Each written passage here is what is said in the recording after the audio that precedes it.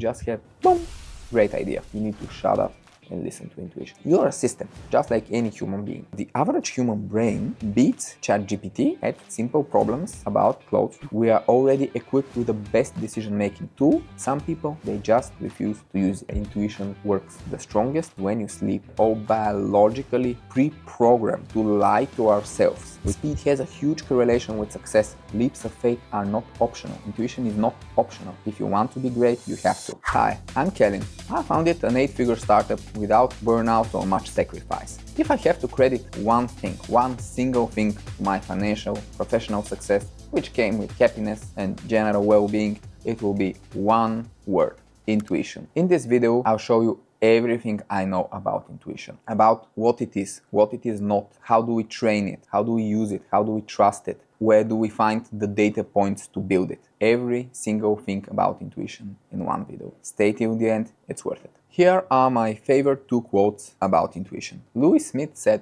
"Your intuition knows what to do. The trick is getting your head to shut up so you can hear." And Albert Einstein said, "The intuitive mind is a sacred gift and the rational mind is a faithful servant. We have created a society that honors the servant and has forgotten the gift." Sounds kind of sad. We have this popular notion that success in life requires depth. And indeed, in fields such as science, engineering, and technology, significant depth is very much needed. We train our brains in logic and abstract thought by our very dysfunctional education system in order to support depth. But in doing so, we forget that the defining characteristic of the modern world is actually its unimaginable width. The amount of possible choices, jobs, business ideas, and ways to make the world better or worse is almost beyond the capability of the human brain. This is the keyword, it's almost beyond. The brain has 2 separate decision mechanisms working at all times. There's logic, based mostly in the left brain hemisphere. It's very good at that, very good at narrow-minded things where you have a process, you need a result, it's easy to explain and to do, and it's easy to improve incrementally. And then you have intuition, which is mostly based in the right brain hemisphere, which is very good at width, at awareness of general understanding. To simplify, logic only handles boxes, things you can define. Intuition can handle boxes, but also handles flows, which are things that we cannot easily define, like our place in the world or things that are too complex, too wide for logic. Logic is about the exact, intuition is about the fluid, but only at first. The problem with logic is that it's a very local tool. Evolved at first in order to find, catch, and eat food, has a narrow direction, and when focused in it, all width is instantly lost. Intuition is a global tool. Instantly sounds better and more powerful, because it is. It's critical to know that logic and intuition are not 2 sides of the same coin, because logic is evolutionarily new and developed, very prone to errors, which are called fallacies, and intuition is evolutionary old, developed over 100 million years of evolution into an almost perfect decision-making tool. Comparing the 2 in evolutionary terms is like comparing a baby's science skills to those of an university professor. It's actually not comparable. While logic can be accumulated and systematized by the whole of humanity for the great benefit of everyone, intuition is a private, individual tool. But make no mistake, even though we have this trade-off, the intuition is in you and it's insanely powerful, if only you can develop and trust it. The most important pieces of the puzzle of intuition is how to learn to trust it and what is the connection between our ancient intuition, which we have even biologically, and the width of the modern world.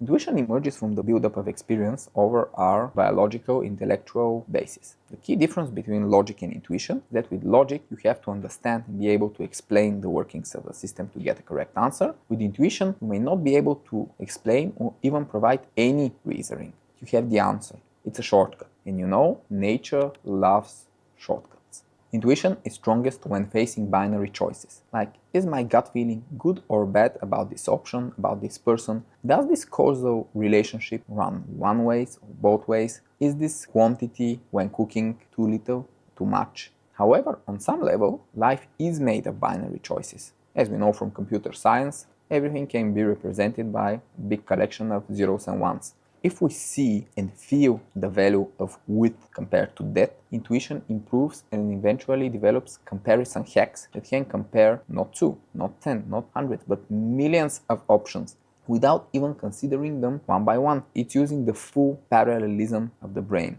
and it has a truly astonishing power. Intuition at its best feels like a quantum computer. If you don't know, a quantum computer does not have to check every option in order to return an answer. If it has to, for example, decrypt a password, it can try all of the possible passwords simultaneously, not sequentially one after another, which is because of the strange ways the universe works in the quantum field, in the field of the very small. So when I learned how a quantum computer works, I was like, this feels like intuition. Intuition is kind of parallel to. Of course, it has nothing to do with the quantum world, but just feels the same way. It has the same structure. Somehow, exploring options simultaneously is the key thing about intuition. It just seems magical how it can consistently suggest great solutions without you knowing how it got to them. So some operations did happen in the background, but you have no idea. You just have, boom, great idea. Of course, magic or quantum effects is not how this works. Nothing mystical is required to explain intuition. It's just nature at its best decision-making efficiency. Given the huge width of our choices and the potential outcomes, it's useful to explore how computers tackle similar choices while playing games such as chess, where the width quickly scales to billions of variations of arm moves and the response from the opponent and potential outcomes to compare. So computers basically use a mix of micro calculations, different variations, then they compare the results, but it's very critical and improves efficiency by orders of magnitude that they optimize the resources used by using smart hacks such as alpha-beta pruning. In other words, even computers, when they do the very logical task of playing chess well, they try to be as parallel as possible. They use shortcuts, just like I believe intuition does. Therefore, got to the conclusion that it would be interesting to compare our brain in its intuitive attempts to a computer and see how they both fare in different situations. And this brings to some interesting conclusions about the power of intuition compared to the power of logic. Here is the example. The brain is a biological neural network, not so different from the ones used to train LLMs like ChatGPT. The brain has three massive advantages though. It has more connections. It's astonishing, but a single human brain has 100 trillion synapses, which is more than the huge data centers that current AI like ChatGPT is trained at. It's just a biological miracle, the human brain. It's actually, if you don't know, the human brain is the most complex structure humans know in the universe. Then the brain has parallelism. The brain processes information in a massively parallel way, while GPT models operate on digital hardware that processes data sequentially or in limited parallelism in GPUs. And the energy efficiency difference is just mind-boggling. The brain uses about 20 watts of power, while the training of ChatGPT 4 required many megawatt hours of energy. So we hear orders of magnitude of difference. Not even the immense operational speed of computer hardware can compensate for the above. This is why these videos, I Grow Younger, is not written by AI, because humans are still better at creating content, explaining concepts, and in many things. We talk about brains and computers for a reason. The best way to understand our difference in power between intuition and logic is comparing it to hardware and software. Why? Because intuition and logic in our brain act so differently that we cannot really compare. Let's see this comparison. Chess is a logical game. It's based mostly on calculating variations. Also, in the end of the variations, you have to evaluate the position, which is another critical component in which humans are much better than machines because it's kind of visual. This is why humans were better at chess up to year 1997, which is when, for the first time, a computer, Deep Blue, beat the reigning world chess champion, Garry Kasparov. And this showed that chess is not completely logical, because in completely logical tasks like breaking codes, computers were better than humans, even at World War II, when they were very, very, very much worse than they are today. However, today the computers rule chess. On your phone, which is tiny lousy CPU designed to be less powerful so it can save battery, you can install off-the-shelf chess software that will not just beat the world chess champion, it will totally obliterate him. On the other hand, even though ChatGPT was trained for months on enormous amounts of data in an enormous data center, it gave this answer to this question. They asked GPT-4, it takes 3 hours to dry 3 shirts in the sun. How long does it take to dry 6 shirts? And ChatGPT answered, if it takes 3 hours to dry 3 shirts, this implies that it takes 1 hour to dry 1 shirt. Therefore, to dry 6 shirts, it would take 6 hours, which is wrong and very funny, but it shows how much LLMs still lack. They corrected this into the later version, but still very often ChatGPT is performing worse than humans in things that involve reasoning. So ChatGPT 4 has almost unlimited memory, has learned a huge amount of human knowledge, like everything that's on the internet,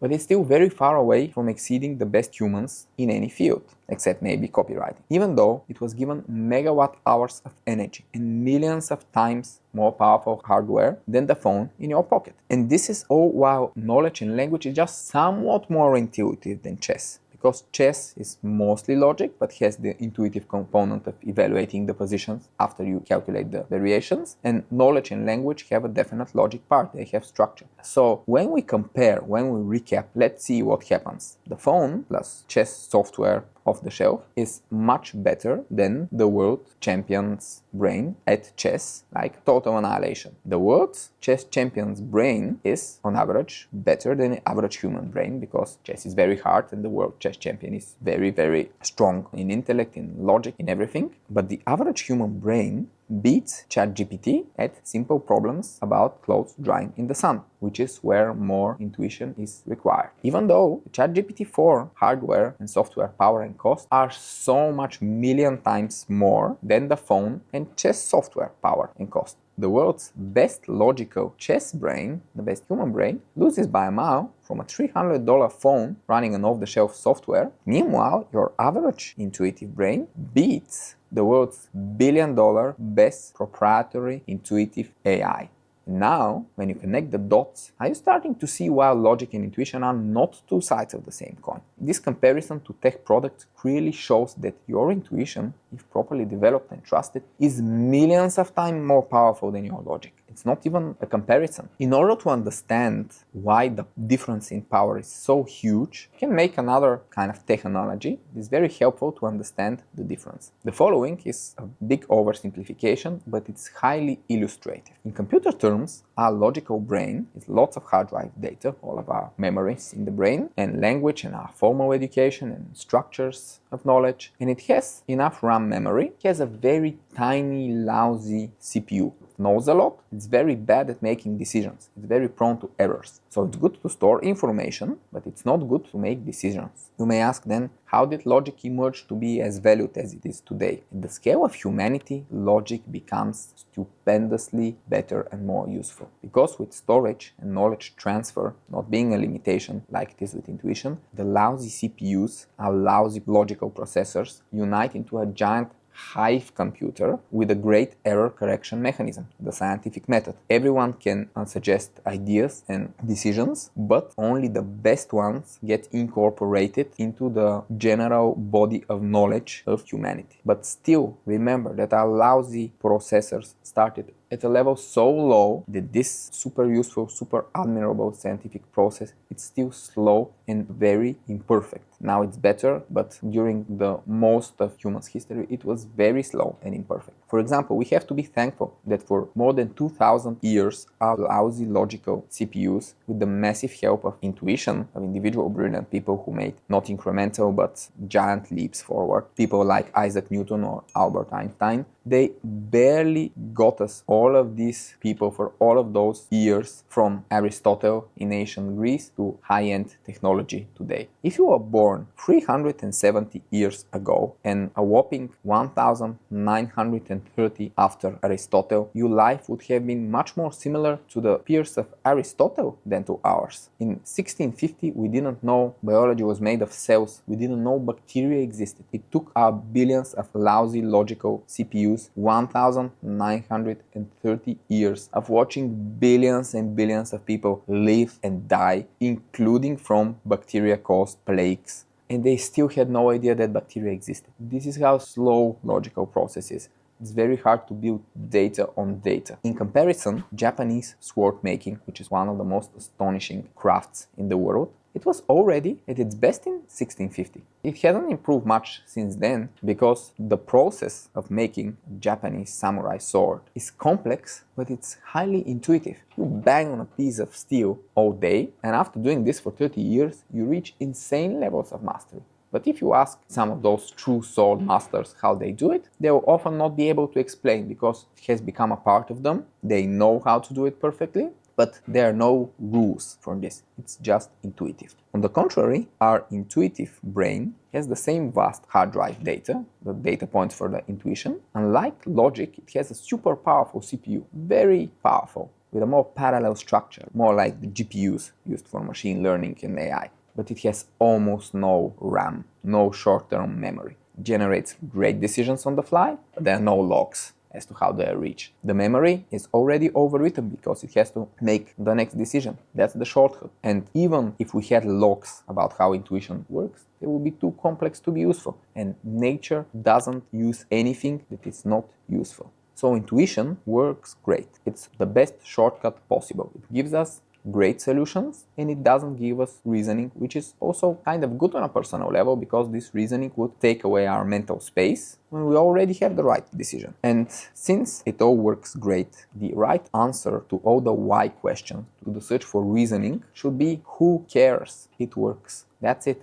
You don't need a reason if it works. Evolution prepared us to survive in a complex environment, not to ask why questions, but the people in sheep mode, whose lives are dominated by box thinking, they have a huge need for control. And control also means reasons, logic. And they cannot skip the why. They refuse to trust their intuition. And in result, they enter the decision-making arena handicapped. Because you have a super powerful tool and a super lousy tool, which is logic, and you decide to just use the super lousy tool. It's like if you went somewhere to war to fight in the trenches and only take a bow and arrows instead of a machine gun.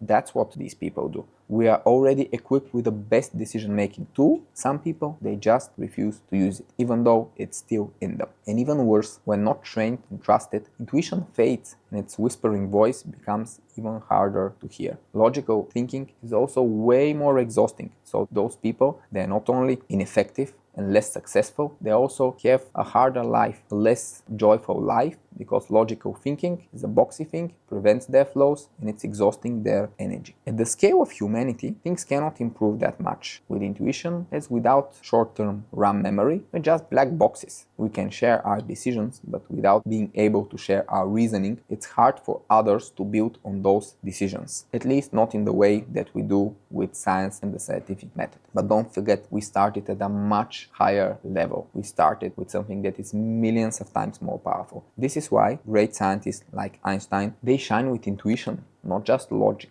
not just equations. Einstein discovered the very unknown by his time nature of the universe of space-time because he also had intuition, not just because he was able to do mathematical calculations and equations. But the asymmetry goes on. You can influence your life and the others around you with good choices directly. If you want to be logical and scientific, you can contribute to our shared body of knowledge. But this is a slow, very indirect way of contributing. This is why most of us are not scientists, after all. Direct effects are more predictable, stronger, they cause faster positive feedback loops, they motivate us, which means that if intuition helps you here and now, it's usually more valuable than your very hypothetical contribution to the global body of knowledge that may or may not take place in the future. So even though this kind of seems like there is a balance that intuition helps you and logic helps humanity, I can tell you that intuition will probably also help humanity more. You surely need intuition in order to have a rich life, full of possibilities, seeing the whole width of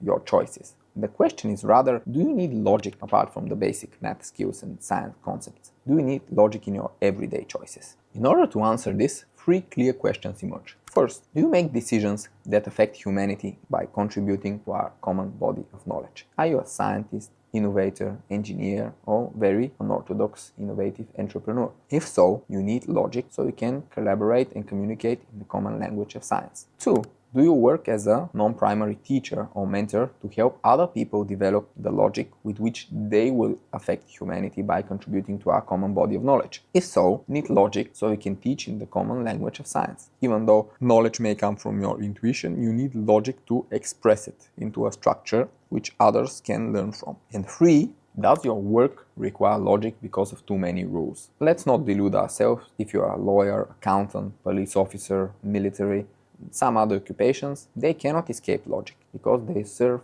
as cogs in our social machine. You cannot just freestyle it. But what if the answer is no to all of those? Do you need logic in your life if you're in those at least 50% of humanity that would answer no to the above questions? In this case, I'll make the controversial claim that you need almost no deep logical thinking in your life. And every time you make the leap of faith to replace it with intuition, amazing things happen. The richness will just astonish you if you haven't tried. Believe me, I was thinking and overthinking all along the first 20 years of my life. It got me nowhere.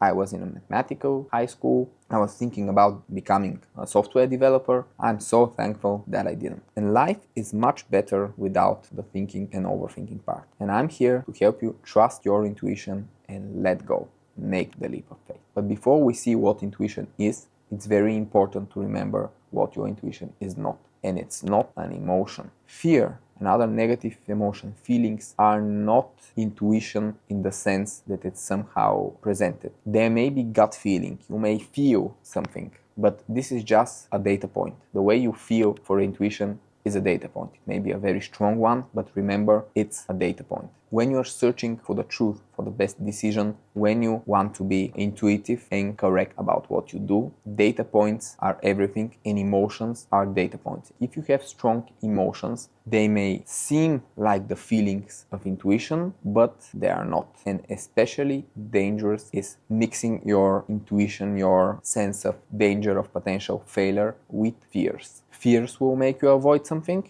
Intuition may lead you to avoid something, but they are not the same thing. Remember, fear and other negative emotions are not intuition.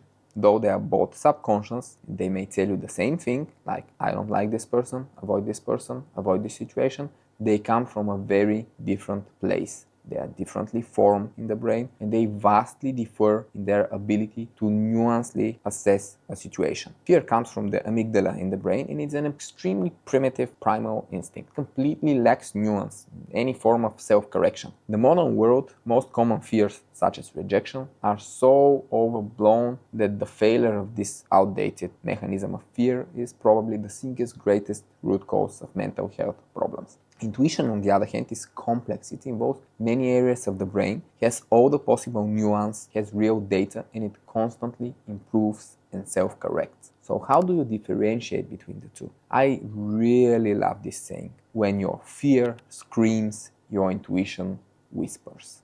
Fear is like an unwanted giant wave that splashes onto everything, giving you zero credible information, just gives you one bit of information. I'm afraid. We don't like this. Intuition is like the gentle ripple pattern of the sea. It subtly but consistently tells you all you need to know about the water, the wind. Those little ripples, they tell you everything. But you need to listen. You need to listen to intuition. And as the quote at the start said, you need to shut up and listen to intuition. If you don't shut up, if you let your mind be full of thoughts and emotions, you will not be able to hear the whisper of intuition. On the positive side, hype and euphoria are also not intuition. They feel great, they're not sustainable. Intuition is a part of you, it never goes away, it's in you. So whenever you are negatively or positively emotionally charged, intuition just goes more quiet because emotional scale is dialed up. You're either hyped up or afraid. The intuition, this is for it a noisy environment, it may become quiet. But you can always try to listen, and whenever it's quiet, intuition will tell you what the right decision is. And one of the periods where intuition works the strongest is when you sleep. If you have heard before making a decision, sleep over it. This is great advice, because when you sleep over it, your emotions are toned down and there's space for intuition to form. Space and time. This is what intuition really needs. Space and time. And in a summary, the intuition is not directly related to your emotions. Intuition is an intellectual process. It's actually the intellectual process of animals. It's intuition. They cannot reason logically, so they have intuition instead. And it's extremely powerful. Intuition is an intellectual process for which your emotions, including your very important gut feeling, do provide very valuable data points. But intuition is not an emotion. It's a decision-making tool, and it's the most powerful one that you have got. It needs data points, it needs space and time to develop, and then the astonishing pattern recognition capabilities of your brain will take care of the rest. Now, how to develop your intuition? This depends a bit on the exact type of intuition, and we talk about the types of intuition in a bit, but still there are some basics valid for all of them. In the boxes and flows framework of I Grow Younger, we classify intuition as a flow, as it's not easily definable. And what is the best way to develop flows in general?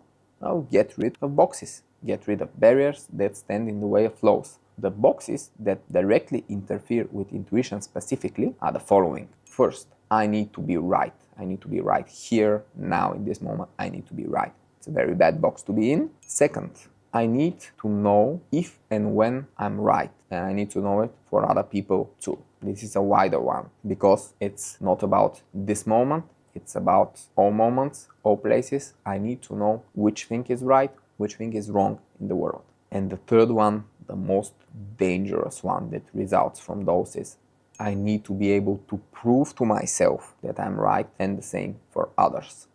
This may sound okay, we must strive for the truth, right? But when you push hard on things in such a box way, they backfire. The direct result of number 3 is the following effect. Number 4, which is the disaster one, which is not knowing if I'm right, so much out of my comfort zone that I'd rather potentially lie to myself than live in such uncertainty. And this is how the intellectual lives of many people develop, because they don't know if they're right about something, that they prefer to have a comfortable truth that is not really a truth but their personal truth, than live in uncertainty. This problem arises because we never evolved to prioritize complex subjective truth. There were much more important factors for our survival, such as conforming with our tribe and saving calories, which our brain uses a lot of. And we also cannot comprehend time well, and the processes that take a significant amount of time, like forming intuition is definitely one of them, they don't feel attractive. They don't bring dopamine now or in the near future, so they are not attractive for us as paths.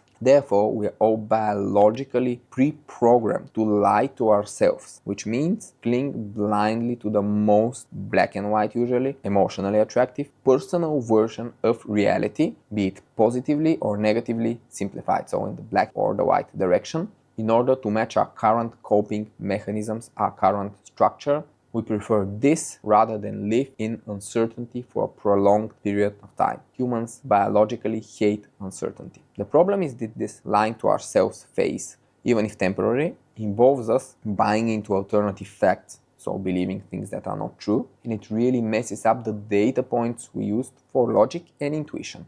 So it messes us up intellectually everywhere. Certainty also gives us the signal that we need not develop anymore in this intellectual area. We deprioritize the intuition forming via the emotions that set the priorities for the brain. So if we believe in something that is false and we strongly believe in it, our development, intellectual, logical, and especially intuitive, is blocked. And this is a big danger of those boxes that say, I need to be right now. Because this isn't a box of fear, a kind of a result of your emotions, and not a useful intellectual mechanism. It takes some rewiring to overcome biological programming and feel fine without the conviction. And in this way, intuition then has the time to form in a clean environment without false data points. Most scientists are especially good at knowing how little they know and avoiding certainty, living with the idea that they are getting closer to the truth every day, but they still haven't got there because they are trained specifically at this. And the love and respect for actual truth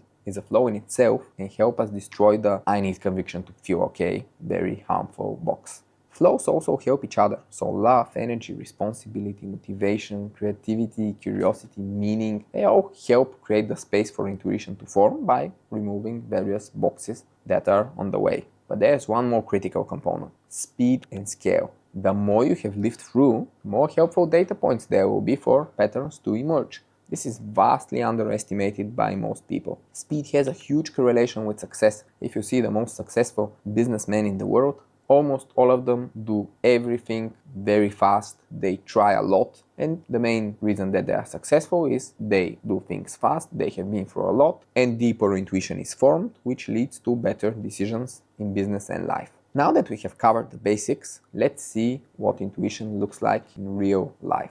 What types of intuition are there?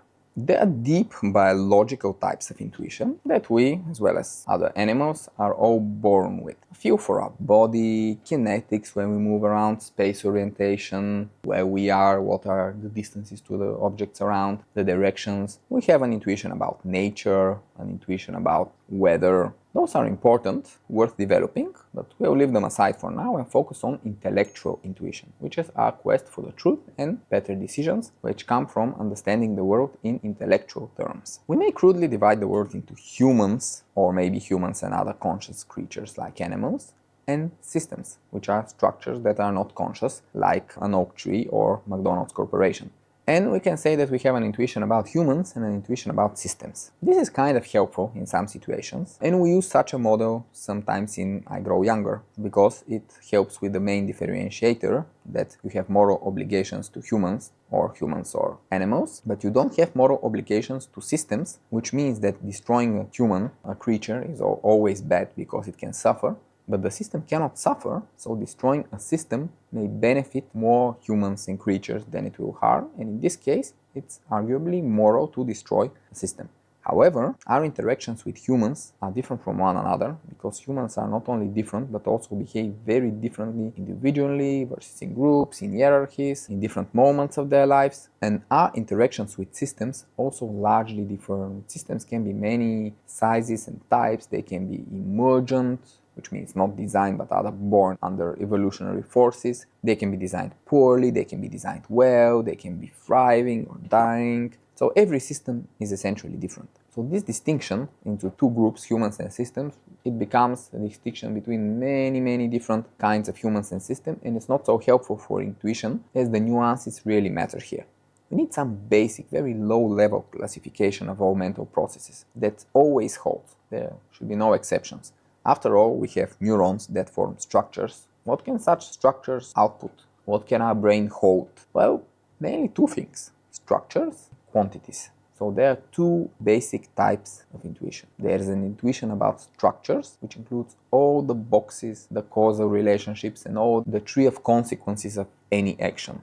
And we have an intuition about quantities, which includes all flows and comparing them. It includes also money and time, the breaking points to trigger any possible changes in a system, in a structure. Let's look at those. First, what is intuition about structures? If we have to describe the world in one word, it would have to be this one: structure. Everything is structure. Mathematics, physics have the structure of the forces and equations that govern reality. Atoms, which are structured in their behavior, but their electron shells give rise to molecules in chemistry. Complex molecules like DNA are the structures needed to replicate and thus preserve life. And when genes engage in time with the chaotic but working principle of evolution, you have an explosion of diverse life forms, all of them being structures of cells, organs, systems that are somehow fit to survive. A human being is an unbelievably complex system, but it's still a system made from many levels of structures. The world that humans built is also based on structures because they preserve complexity and thus value. Otherwise, the second law of thermodynamics, which basically is the law that everything left on its own goes to shit, it would not allow high complexity to emerge, and even if it does by chance, it will be very short-lived. So how do we understand structures? The logical brain is good at understanding structures, but only if we know everything about them. For example, we know how to play optimally at tic-tac-toe, and the logical brain is great at playing tic-tac-toe. It doesn't need intuition, it just needs to be able to calculate all of the possible moves and responses, and this is where science and logical reasoning are a great match. You use the empirically verified knowledge of other scientists to form a basis, and then you start to experiment on your own and develop incrementally this knowledge. Once you discover something new, the others challenge it, but if it turns out to be correct, it becomes part of the shared body of knowledge. Just like that, you contributed something to the whole world. However, outside of exact science, life is messy. We have invested billions in the field of economics. Millions of the smartest people on the planet work with money and finance. And after COVID, all those people were not able to agree if the inflation will remain high or it will come down. Imagine smart people, so much data, so many resources, but still there were two camps. One say inflation will remain high, the others said inflation will come down. Because economics, it's not just numbers and mathematical models. It has that, but it also incorporates the decisions of irrational human beings who are employees, employers, and consumers in the economy. They play all of those roles, and the vibe that they are in, which is contagious. Like, are they optimistic about the economy? Are they pessimistic about the economy? The vibe itself is an economic factor. This vibe, it changes. It's like waves going back and forth, and you cannot factor it in. It's like a chaotic system. In science, those are called chaotic systems. So how do we understand complex, messy structures to the degree that it's possible? We develop an intuition about the missing parts. The brain can simulate the scenarios about them in the background, and it can only give you the answers, not the whole reasoning. For dynamic systems, like economics, where the system objects influence each other a lot, like a network, building an intuition about the causal relations is the key. Causal relations are everywhere. Some are one way. For example, when immigrants arrive in a country, they usually boost the economy. Why is that? There's a fun comparison. There's direct competition between an immigrant and a baby. The baby takes 20 years to get brought up, fed, sent to school, then possibly to college, to get educated, and it takes at least 20 years before the baby can start working and become a productive member of society. Most immigrants get well integrated within a few years. They don't need 20 years. So the society is investing 20 years in a baby, but needs to invest much less in an immigrant, because most immigrants could get economically integrated in a year or two. Of course, cultural integration is a whole different topic, but still, from an economic point of view, immigrants boost the economy of the country. But is it one way or two ways? Will boosting the economy attract more immigrants? Hardly, because the immigrant is not coming to the country because we are great. They are coming because the place where they're coming from sucks. So, since our economy improving will not change the fact that their economy or political or safety situation sucks, they will not be so influenced to come. When they come, they improve our economy, but when the economy is improved, not so many more people will come. This is an example of a largely one-way relation. But some causal relationships are two-way. Let's see a very similar example, which is two-way. Let's see the example of the country where the immigrants are immigrating from. Many people will emigrate from a very corrupt country because they cannot handle the corruption. But what will happen when only corruption-tolerating people remain? Well, corruption will grow stronger, sadly, because those people will vote, they will protest less, and they will tolerate, because they are selected for being tolerant of corruption. The non-tolerating people left, the tolerating people remain, and corruption will only grow stronger. So what is this? It is a two-way relationship. We can call it a feedback loop. And those feedback loops, both positive and negative, are key to understanding dynamic structures, and we'll keep coming back to this idea. The intuition about structures and the causal relationships that create and change them is vital for understanding the motivation of people, the behavior of systems, and life in general. However, whenever there's an influence between some objects in a structure, one or two way doesn't matter, any flow of value between objects, apart from the fact that it just exists, that there's some flow and the causal relationship it's part of, there's always another question. It's the how much question. And now we get to intuition about quantities. Life is a mess of structures and quantities, and it's united by a universal principle. The quantity changes lead to quality, structural changes when a certain threshold is passed. Knowing where the threshold is a quantity question, which makes intuition about quantities extremely important in life, because this is how we predict the changes in structures. For example, if you meet a small, cute, hungry little house cat in the wild, it will probably say meow, rub along, and if it's hungry, it will look at you with those beautiful, deep, can I have something to eat eyes. However, if you meet a tiger in the wild and it's for some reason very hungry, otherwise it would not attack a human, but if it's for some reason very hungry, it won't ask you for food, you become the food. So, if you think about it, the tiger is just a big cat. Tigers and cats are anatomically extremely similar. Same skeletal and muscular structure, designed to make them perfect ambush hunters. The only major difference is size, their quantity. But size lead to structural changes, in this case, unfortunately for you, in the food chain. Somewhere between the size of the house cat and the size of the tiger is the threshold from where you stop feeding the cat with royalkanin and you start feeding it with yourself. Quantity affects structures. There are often two thresholds, an upper and a lower one. Most quantities that are either too low or too high will trigger some structural change. For example, if you make phone costs free, if they cost $0, then endless bot spam calls will just make the phone unusable. If you make cost $10,000 each, then no one will make any calls. So the higher and the lower end are useless for having a working system, and only in the middle, the Goldilocks zone of the structure, it works as intended. These thresholds are often known as breaking points. To feel what the breaking point of a certain system is an extremely valuable skill, because then if you want to exploit the system or simply use it even in a win-win scenario for a mutual benefit, but you don't want to break it, then you can get almost to the breaking point, but not reach it. And nowhere is this as apparent as when dealing with other humans. Why? Because humans are generally quite cooperative. However, they are emotional and very rational, which means that once you hit one of their many breaking points, they turn against you and they are no longer cooperative and they become an obstacle, a threat, and a problem. Cooperation turning to hostility is a big net loss for any relationship, because if the cooperation was mutual, but then one of the participants becomes hostile, the win-win of the mutual cooperation is lost and is replaced with potential harm. So we are replacing a win with a loss, so in whole as a system we lose a lot. The typical breaking points for the cooperation of most people are various quantities of inertia, so people are like too stuck, too lazy to do something. It can be fear, it can be guilt or shame, it can be envy, it can be real or perceived disrespect or unfairness or immorality. So whenever we have any type of relationship with any person, we should be very careful not to trigger those breaking points, not to be too pushy when they want to sit still, not to trigger their fears or guilt and shame. If for some reason there is reasons for envy, not to trigger the envy, and if it's possible, even if it's totally unreal and fabricated, to be perceived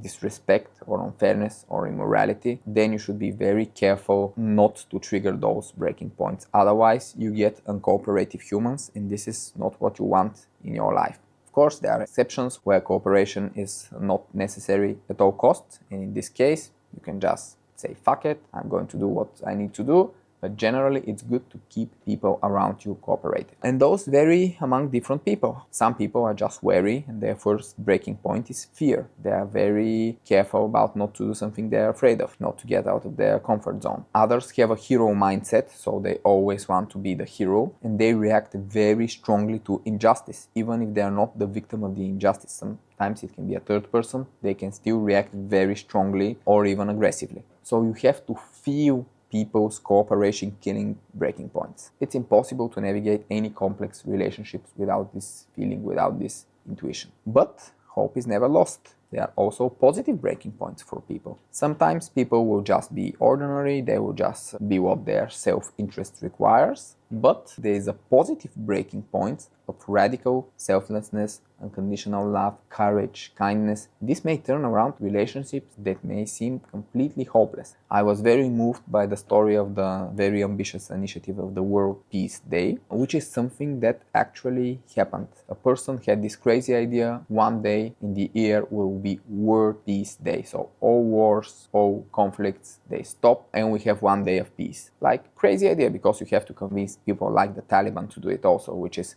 extremely hard. The first attempt was a very unlucky failure because he convinced the United Nations to do it. They were about to announce it, and in the same day 9/11 happened and it became totally inappropriate. So they canceled the press conference basically hours before they were going to announce it. He had to start the process from scratch and convince them again. He didn't give up, and he got it done.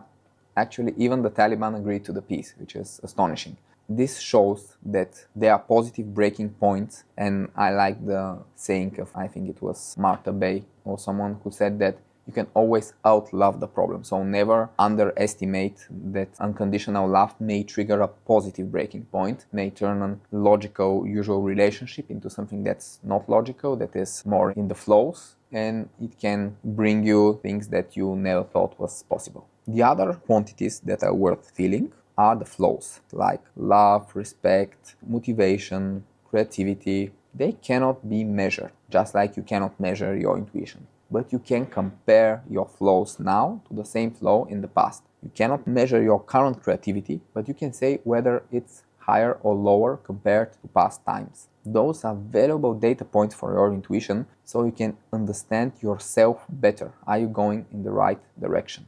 In this case, to understand what makes you more creative, what makes you less creative, so you can plan and construct your life so that you can be more creative, basically opening the space for flows. Interestingly, money is also a flow. It cannot be defined the same way that we define boxes. It's like the blood of our economic system. In feeling the quantities of money and its precursor, value, is a must-have skill when you run any type of business. A very important flow is freedom, and estimating your future long-term freedom, basically the different things you can do in time in case of different choices. This helps you make better choices in life. And finally, time is a quantity. It's built into everything we do. We are biologically not well suited to feel longer periods of time and have massive problems with gratification delay, which is, based on a very big study, a huge predictor of success and happiness. Gratification delay is basically the feeling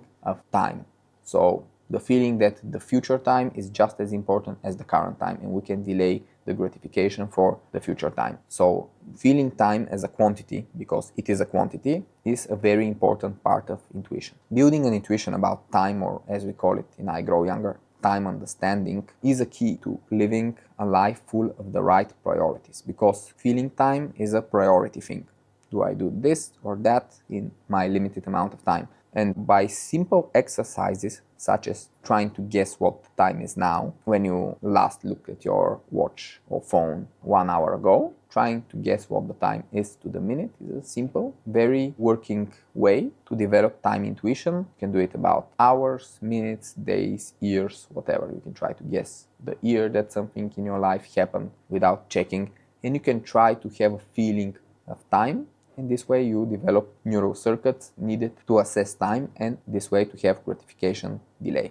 And we have a separate video about numbers that is very relevant to the intuition about quantities. Numbers you should always approach intellectually, intuitively, if possible. You should have an intuition about numbers, which is the same as intuition about quantities, and you should not let numbers get into your soul, get to your feelings. Numbers are for the mind, feelings are for the heart. So the intuition about numbers may help you also emotionally about not letting numbers ruin your life. Okay, so we have structures and quantities. So it sounds simple. Can just people become self-aware, develop intuition about structures and quantities, just get rid of their boxes, kick their phones out of their lives, stop social media doom scrolling, embrace flows, make hunter moves, and be happy and successful, just easy peasy. The main reason is that we cannot develop such intuition easily because humans are more highly complex systems than just a simple bunch of structures and quantities. You're a system, just like any human being, very complex one. And we're also living in a much more complex world than we evolved to handle biologically. There are too many structures and quantities, and it will be fine. Our intuition is very powerful, but there's one more problem. They all influence each other. You are a system and its objects, your mental and physical health and everything that happens in your body and mind, all of the hormones, the thoughts, the feelings, the intellectual knowledge, your identity, the stories you tell about yourself, they all influence each other. It creates a big interconnected mess. So the structures and quantities are not enough anymore. What do you need? Let's see. First, an example. Imagine you get fired from work due to cost reductions in the company. This is one data point. Literally one bit changes in your life. The me have job bit changes from 1 to 0. That's it. one bit change. At the start, after a day, you're already kind of anxious. Will I be able to find another decent job? You start doubting your self-worth and I'm jobless again. You ruminate over your past work performance or overthinking of absolutely useless thoughts because they're about the past, you cannot change anything. But they creep in, you ruminate because you start doubting your self-worth. You wonder, did I perform well? Did I suck up to my boss enough? Could have I done things differently? And other super harmful or useless thoughts. You don't know whether to tell your parents. You imagine telling your girlfriend. You don't know how she would react. You have different scenarios about this. And all of this is just spread. It just invades your entire brain. Your entire brain gets invaded by one initial bit of change. How does this happen? It happens because human beings are extremely interconnected. Everything influences everything else.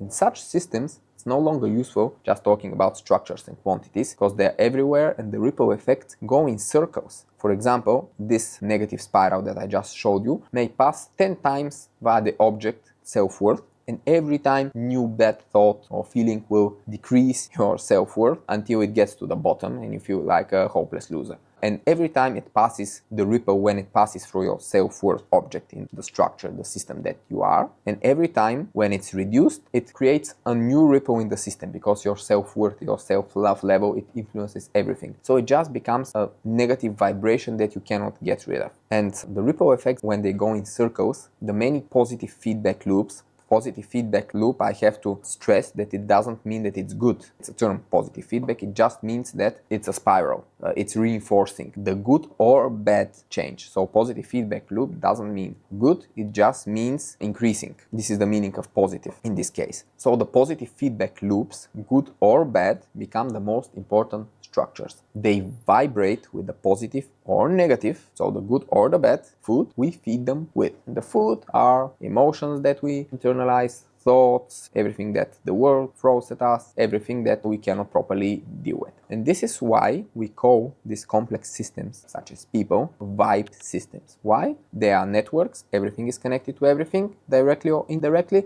They vibrate, and those vibes, they go in circles. And in vibe systems, the low-level structures and quantities, they entangle so much that they lose meaning by itself, meaning that they are not the right thing to analyze. The only questions that matter are the positive feedback loops, the spirals, up or down. And will the ripple wither, die out, or will it go viral and explode with the energy borrowed from the system itself, from the energy you already have? This is the main question of vibe systems, because the vibrations, they point your mental resources in some way and you give them momentum, and the direction that they set you in, this is the most important question. Will it be the positive feedback loop? Will it be good or bad? And the hunter versus sheep dynamic, which is about biology, which is about what are the hormones that I have in my body. Are they hormones of love and energy and motivation, or are they the hormones of fear and boxing in and closing in? This dynamic and the other less like body but more mind dynamic, which is the boxes versus flow dynamic, which is about which hemisphere of the brain is your dominant now, the left boxy one or the right flowy one. These two spectrums are all about momentum. You may have a lot of sheep choices, but if you do a lot of hunter choices, then you're in hunter mode. You may have a lot of boxes, you may have watched TikTok for an hour, but then you go out with your loved one for a nice walk in nature, and now you're in the flow dynamic. So you can always improve, you can always reverse, but the momentum, where you're going to, this is most important. Can you create and keep ripples in the right direction while killing the ones going in the wrong direction? That's what your intuition about vibe systems, that's what your intuition about you has to tell you. And there is intuition about this. The intuition of network effects, about momentum, about positive feedback loops. We call it vibe intuition. You are a complex vibe system, and self-understanding simply means having vibe intuition.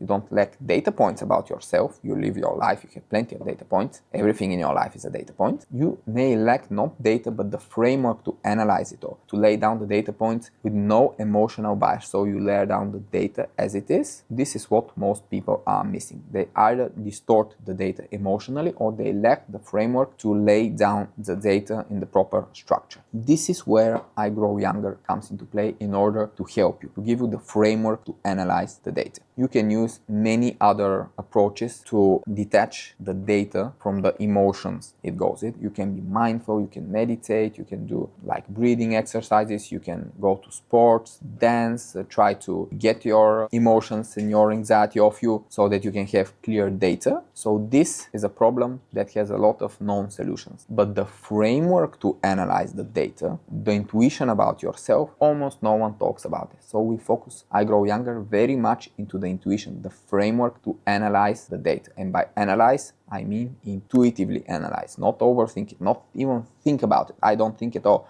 I just have it in my brain and it gives me good decisions, good results, and I don't give a fuck about how it all happens. The important thing is that I get what I need. I don't need control in the processes that I make the decisions. I don't need to know, I just need it to work. I Grow Younger, it's about building an intuitive framework about you and your life. You already have the data points. They are confusing if you don't have the reliable framework to lay them onto. How should we build this framework? If you have a very simplified static framework, for example, let's say you're this type of person, you have this type of problems, we miss the all-important nuance of how everything changes in time. And since the changes in time potentially cause positive feedback loops and may change a lot in yourself and your life, we cannot ignore it. We need something that evolves over time.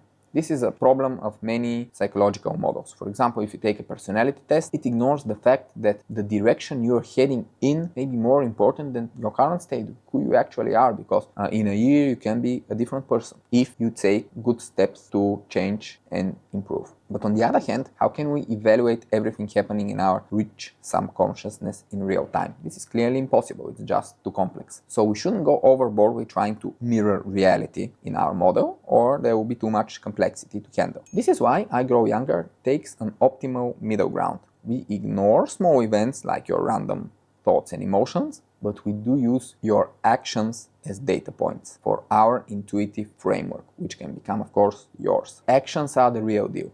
Positive feedback loops almost always involve actions. Actions tend to cause both the good and the bad positive feedback loops, the spirals up or down. So although we ignore a lot to reduce the complexity to a manageable level, we never miss any of the upwards or downward spirals that will make you who you will be in the future. And this is reflected in all I Grow Younger advice. We don't tell you what to do, how to feel. And in therapy, there are a lot of helpful methods like diaries and affirmations. And they can help, undoubtedly they can help, but they are homework. We put them in a different category. There's your life, then there's homework. So extra things that you do in order to be better. I'm not an enemy of homework, but people don't learn to understand and use their lives, their actual lives. Of course, if their life understanding is so bad that then they need homework, definitely then the therapist should give them homework. But if you learn to understand your life is so rich, so long, so nuanced, then you would not need homework. You would not need to write what happened today to be used in a therapeutic way, because the therapy will happen in your brain in real time. You have real understanding of what happens. Of course, it's not easy to get to this point, but definitely possible. And remember, in life, we're not in school. It's real life. You're already living it. You're just wasting the value by diluting the data points and not living intuitively. If you just lay the data points on a good framework, like the I Grow Younger framework, and if you trust your intuition, then you don't need anything else. And this framework is just made of the few driving forces that influences what happens with you in your life. And given that you're in a vibe system, almost everything comes down to one simple skill. And we try to teach you this skill, which is to feel which actions trigger upward spirals and which actions trigger downward spirals. That's all there is. That's it. Once this feeling becomes a part of you, your first sufficiently high good flow moment, or a moment filled with self-love, unconditional love, empathy, meaning, this moment will give you a spark to start using the field, give up control or make a leap of faith and catch the wave of constant improvement. So constant upward spiral, which will not by any means be hard or uncomfortable. On the contrary, it will be full of joy and you will feel your vision for the future. Joy and vision, best combination possible. Most of our framework cornerstones are spectrums which are universal and very simple to pursue. So you want to have self-love, you want to have unconditional love, you want to have flows in general, you want to have freedom, you want to have money, which is important for freedom. You want to be in hunter mode, to be driven by love, energy, motivation, curiosity, not to be closed in with fear. But most people also want absolutely the same things, but they don't know where to start. They don't know which domino push will cause the desired virtuous cycle. And this is where vibe intuition is very important, because vibe intuition tells you which first moves will get you into the upward spiral with very low effort. And this is what the I Grow Younger framework will ultimately help you achieve, to get the vibe intuition, which is the best tool for self-improvement, because it will both give you the understanding and the first steps. But the benefits don't even end there, because if you can feel your vibes very well, you can also feel the vibes of other people to a degree. We already talked about the cooperation and the breaking points. Now we get this to a more intuitive framework where you feel the whole other person, not just their tolerance to your shit, but like them as a total, complete system. And remember that we are much more similar than we are different. People go through many periods in life, and some of our past periods may be very similar to the present period of another person, because you have different lives in different periods, and you may see another person and say, this is exactly the same system that I was 10 years ago. And then it will be possible for you to use your intuition from 10 years ago, the way you felt, to understand the other person. And when I talk about being trapped by the boxes and the sheep mode, I've been there myself. Like, don't question it. I was definitely not born with my current levels of emotional well-being, intuition, and understanding. I had to learn all of this mostly myself. It turns out, in all complex systems, they all can be understood much better with vibe intuition. The behavior of groups, the psychology of the crowd, they are all about vibes. Society is a vibe system, actually. Geopolitics is the ultimate, most complex vibe system, because it's a vibe system. The world made of vibe systems, countries which are made of vibe systems, like communities and parts of society which are made of vibe systems, people. And this is why no one can predict geopolitics. Like, you can listen to the best expert, they don't know fuck about geopolitics. They can guess, they can sometimes get it right, sometimes get it wrong, but the levels of complexity and chaos in geopolitics, even in the politics of the single country, make it almost impossible to predict, even with the huge power of intuition. And if you don't understand yourself, you cannot understand society and the world. And they are made of people like you. So you have two paths. Either develop the vibe intuition, understand yourself and others and the world, and be able to navigate everything greatly. Or if you don't develop vibe intuition and you stick to your logic, you don't develop and use this, and you understand nothing and everything in the world comes as a surprise to you, and you're always unprepared and you don't make the right decisions, and everything is some kind of mitigated disaster. It's not that hard to understand yourself. You just need to dial down the noise coming from the craziness of the world, unlearn the myths that make your data points biased, see through the fog, use your intuition, and it works. As a vibe system, ignoring everything but the feedback loops, turning the direction you're going in into the key of understanding yourself, because your direction, life is quite long, your direction is very important, because it gets you to places, then other places, and in the end you're a different person. So complexity is manageable. You just need to really turn the direction into the main thing that you are looking into, not the current state, the direction. Actually, over-obsessing over your current state will not help, but direction is what you're putting your energy into, and this is what you should focus on. And the world is very complex. It's very hard to intuitively understand the world. It's just too much stuff going on at the same time. But you are not that complex in terms of systems. You are indeed very complex. You have thoughts, emotions, everything all of the time. You have very rich subconsciousness where you don't see what's going on. But the things that are the driving forces of the vibes are just like 10 or 15. And you can learn to understand, to feel them, to feel how they mix, to learn how they influence each other. And in the end, you just need all of those super important spectrums like self-love, unconditional love, your strive for freedom, your strive for meaning, all of these flows. You just need to increase them and get rid of the boxes that get in their way. So you are complex, but the way to live your life optimally is not at all. It's dead simple. It's just hard to follow because the world is always throwing you into other directions and distracting you, but you can do it. You just need to know that the main thing is the main thing, and you can understand, handle and improve yourself intuitively, and you can enjoy it. So what are the components of vibe intuition? This type of intuition, remember, is all about how the structures and quantities evolve over time in closely interconnected systems like a human being, like you. While assessing structures and quantities is more or less static, assessing how the vibes propagate is very dynamic. And here are the key questions to build this intuition about dynamic systems, which is: what made you you? Why do you feel what you feel? Why do you do what you do? An honest understanding of the push and pull forces of the past that forged the current you. Then, how do you change? What signals do your current actions send to yourself, and how they change your internal stories and identity? And what changes stick, and are you changing fast or slow? Then, where will you end up? How would the future version of you feel in any environment that you can pursue? So an understanding of your future self given the direction you're going into. Last but not least, what do you really want? Often we're so pressured between external and internal, so identity-driven responsibilities, we don't really know. We're just following the flow, which can be good if it's a flow, but if it's just the fears and desires of someone else, for example, our parents, then it can be really bad. So remember that what you really want is important, otherwise you won't get there. Sometimes it's helpful to flip a coin when you don't know what you want and see how you feel about the result. Again, intuition is best with binary things, and then don't follow the coin, follow your feelings. A bit like in Friends, where Phoebe told Rachel that she was not pregnant, and then Rachel was disappointed, and then Phoebe said, well, actually, you are pregnant. So this kind of thing. It's possible to clear the fog and see how you really feel about something important when you flip the coin. However, when we see the above questions, any hypothetical honest answer to these questions changes you in real time, changes you instantly, changes the answer. So the question changes the answer. Remember this, because it's very important, this recursion. If your understanding of what makes you evolves, you change your identity. So it changes you, it changes your understanding. This is a closed loop. If you start believing an action changes your identity, it starts to change even before you do the action, because now you have the added identity that this action changes this identity in this way.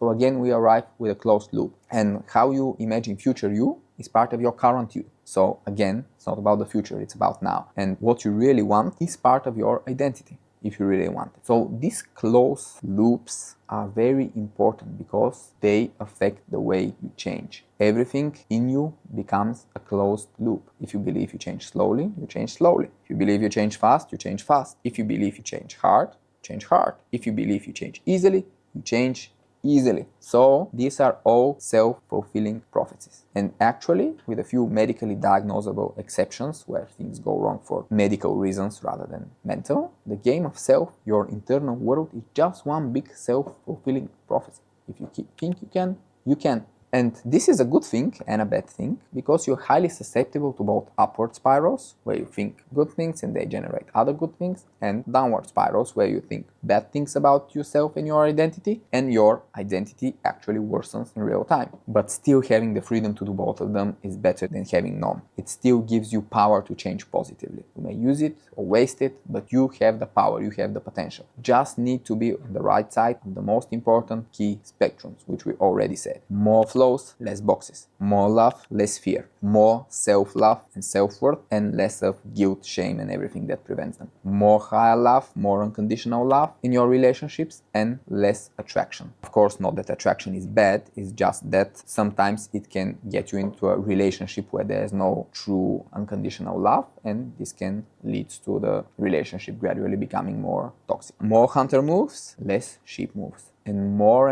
of the super precious long-term freedom. So you can have the freedom to pursue all of the above. And a personal one from me: more chaos, less self-discipline. The more chaos you have, the more data points, the better intuition. You need intuition about all of those. And more meaning. Meaning mostly to see the world as one whole. And we can add another one after this video. I hope I convinced you: more intuition, less logic. Being on the right side of those is what causes the virtual cycles of mental health and well-being. Vibe intuition simply tells you which spectrums are the critical ones for you at this very moment. For example, is a hunter move desperately needed because you're stuck in sheep mode and you should do something that you have done before and in which is a hunter move and you have to somehow break the bad cycle. For example, if you love doing walks on nature, just get out of your house. Whenever you're in sheep mode, just get out of where you live. Don't stay at home. You need to move. There was a super chilling statistic about an app that tracks people's whereabouts. I don't remember the end goal of the app, but they figure out that only via this app, only via the location data, they could track people with depression. They say if someone just doesn't get out of their house, they're very susceptible to depression, and they could find out that people are depressed via the data location app before people actually realized it. So getting out or not getting out is very important if you're susceptible to depression. So if you feel that this is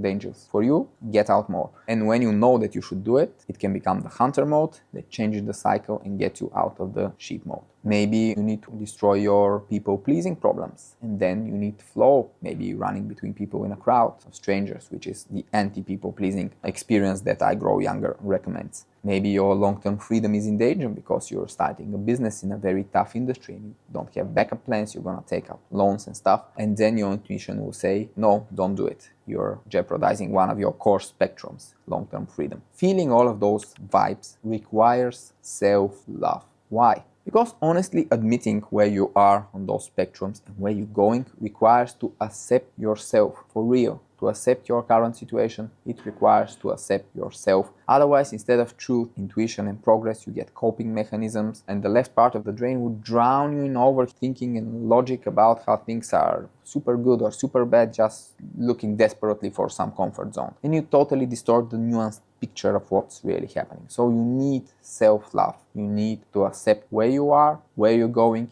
even if you're not in a pretty place, even if you're not going in a pretty direction, you need to accept it before you change it. Once you have a life framework that corresponds to reality and at least some self-love, your intuition will whisper when you lose your path along these spectrums and you'll be able to make fast corrections. This makes the following super common question mostly irrelevant. People always ask, but how to trust your intuition? How to make the leap of faith to not make your decisions with reasons? Well, in fact, you can be in two states. And the middle ground is highly unlikely because of the nature of the upwards and downward spirals. You can be in this shitty, low self-love state, which leads to a lack of self-acceptance, a distorted picture of yourself. You're susceptible to sheep mode, boxes, potentially addicted, very distracted, not a lot of intuition is built, and you don't have the self-love and self-trust to trust the intuition, but you also don't have intuition because your life is boxy, logical, overthinking. Everything is bad, basically.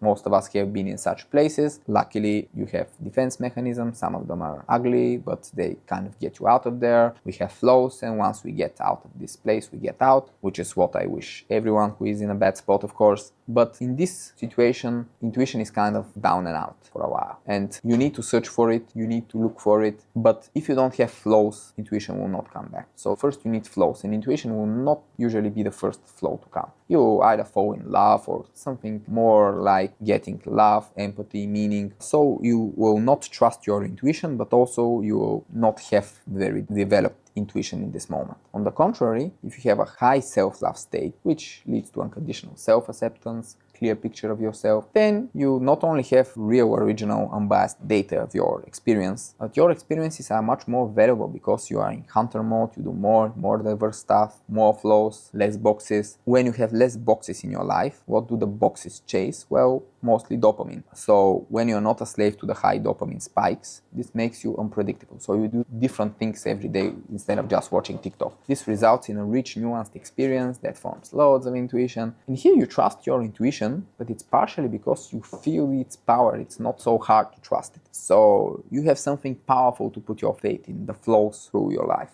You have these two states. In one, you don't trust your intuition, but you kind of don't have it at the moment. And in the others, you have it and you trust it. So trusting it is never the problem. Just try to build it. Try to use it for things that are not so important. So trusting will not be an issue. Try to build it. Try to be intuitive. Try to kick the boxes out of your life. Ditch your phone. And then you will have it and you'll trust it. Trusting will never be the problem. If you have it, you'll trust it. course, this is simplified. We may go through different stages. There may be a high self-love period, then a low self-love period for some reason. And now you have intuition from before, but you cannot trust it because you're in a low self-love period, in a boxy sheep mode period. Still, usually, if you have high self-love, it's hard to then have a low self-love period, because when you have high self-love, everything in your life gets into such good directions that it's very improbable that you get back to the same low self-love period. Once you see how beautiful it is to have self-love, you will never want to go back. Not in any case. It will be the last change that you would want for you. So, in theory, possible. In practice, usually not how things work, because self-love is so powerful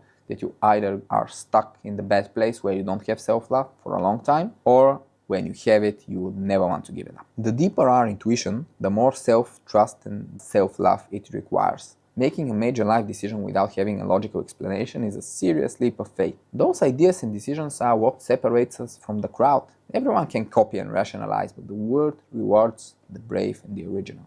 Be one of them. We naturally got to our conclusion. Why does I Grow Younger put such a huge focus on intuition? Not just in its content, but also in its format and language, the way we write, the way I make these videos, which is sometimes kind of chaotic, so you can also connect some points yourself.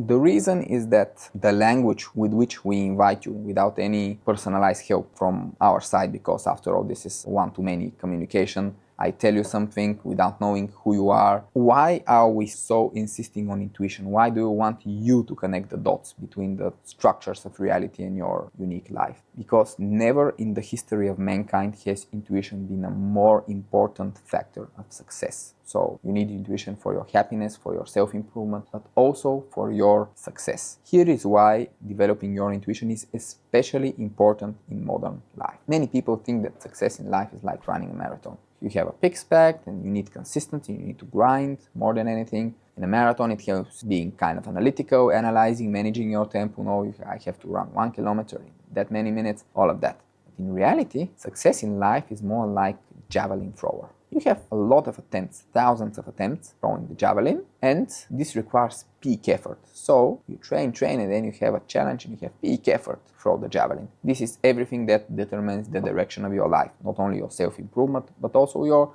professional improvement. These are your tests and exams in school and university, and then your job interviews, and then your key projects, whatever you work in entrepreneurship. This is selling your first product and pitching to investors, all of those peak efforts where you need maximum performance. I was thinking this when I was watching the best javelin thrower of all time, Jan Železný from the Czech Republic, whose world record of 98 meters is still unbeaten for almost 30 years. And I was watching 6 minutes of Jan Železný just getting a run-up and throwing the javelin with all his power. And I was like, the fuck? This person always throws the javelin a bit differently. Like, after all of these throws, probably tens of thousands of, maybe hundreds of thousands of throws in training, still throwing it every time a bit differently. The stopping is a bit different. Even the throw itself looks like a tiny bit different every time. I may just seeing things about the throw, but about the way he stops every time, because every time he's a different distance from the line. Sometimes he stops on his feet, and sometimes he just has to plunge down and stop before the line. And it was different every time. And I was like, wow, this is supposed to be the most repetitive sport out there from any sport. You're just throwing a javelin, there's no direction, you just need to throw it for power. Why is this a bit different? And it turns out that he kind of uses intuition into this super repetitive process. And I was like, wow, it's throwing the javelin requires some intuition and some improvisation even. Then everything in life is all about intuition and improvisation, because throwing the javelin is the most predictable, repetitive thing ever that you can imagine. So you always are in the same situation, have to do the same thing, still doing it a tiny bit differently. And we are prone to underestimating variability in life. The analytical part of our brain wants to reduce everything to patterns, but you can't do this with javelin throw. After hundreds of thousands of throws in training, can you expect this to work in the life? Life is so messy. And in fact, if you want the shortest, easiest to remember and most important fact about life, here is it. Things are always different.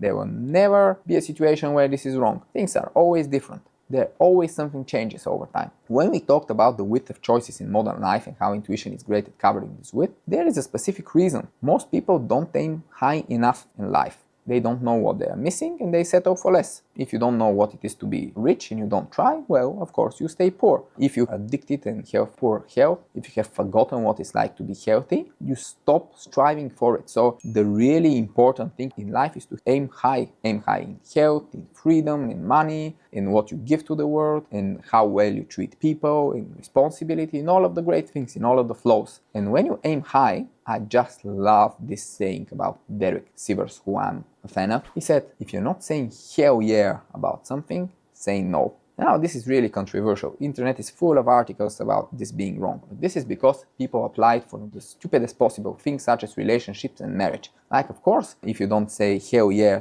to your potential wife, say no, well, you probably remain single for life. Of course, that's not the area in which you should apply this, because relationships and marriage do require compromise. But for other things in life where there's the richness of life, you have maybe in your wife 10 potential wives from the woman you met, but you have billions of potential business ideas and models. So the width is just incomparable. And in the areas where you do apply this, it's really hot, because when you have so many options, it's very important to aim high. Aiming high means don't compromise. If it's not hell yeah, say no. And if you're living according to the I Grow Younger principles, trying to scale and change the world for the better, this becomes great advice. And if you have developed a strong intuition and trust it, it's just part of this intuition. In I Grow Younger, we strongly support your personal quest for freedom, which requires that you scale some kind of business, earn money. Scaling a business idea requires depth, but once you have the right business idea, it will be easy and fun and will not require that much depth, or you will enjoy going to the depth because the process will be joyful. But what do you need to choose the right business idea, business model, even industry? You need the width to feel all possible business ideas so you can explore the ones that you have the right resources for and the ones whose time may have come, because timing is very important in business. But you need to aim high. And the width is possible only thanks to a developed intuition that you trust to get this width, to incorporate it in your head, and then your subconsciousness, your intuition will give you the best ideas. But when you have millions of potential business ideas in your mind, which is the first step to just integrate the width, then it's easy to say yes to the wrong one. And here's where Derek Sivers is saying you should integrate it into your intuition. And if it's not hell yeah, say no. Business is a complex field where your structure, quantity, and vibe intuition solve different parts of your challenges. But it has never been easier to start a business. Unprecedented access to free or cheap education and information, combined with the low ambition of most other people who are struggling, crushed by the boxes, looking at TikTok all day, distractions of modern life. They have lost their flows largely, which is all very sad. But the way to fix their lives, to help them, is to help yourself first. And when you help yourself, you'll be able to give to others. And your final critical advantage to be able to make money and then devote your money and freedom earned for something else is the unlimited power of your combined intuition of all kinds. With this power, you are just destined for success. Of course, this is life. Something can always go wrong, but you maximize your chances by living intuitively, integrating the full width of the world into you, and then making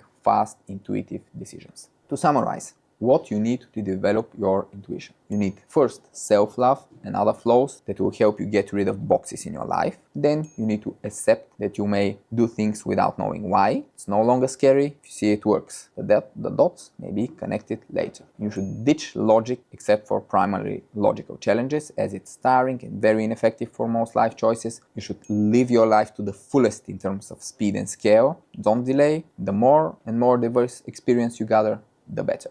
And using a framework like I Grow Younger and or mentors to have a structure where the data points from the experiences go, and share, teach, and help others all along. This helps develop yourself intuitively too. And finally, the thinking I only know what I know created no individual greatness ever. Leaps of faith are not optional. Intuition is not optional. If you want to be great, you have to. And you're already unconsciously using 100% of your brain. The problem is, without intuition, you can only hear the advice of the least capable part of it, the logic one. Just change that, and I'll see you on the other side of endless possibility.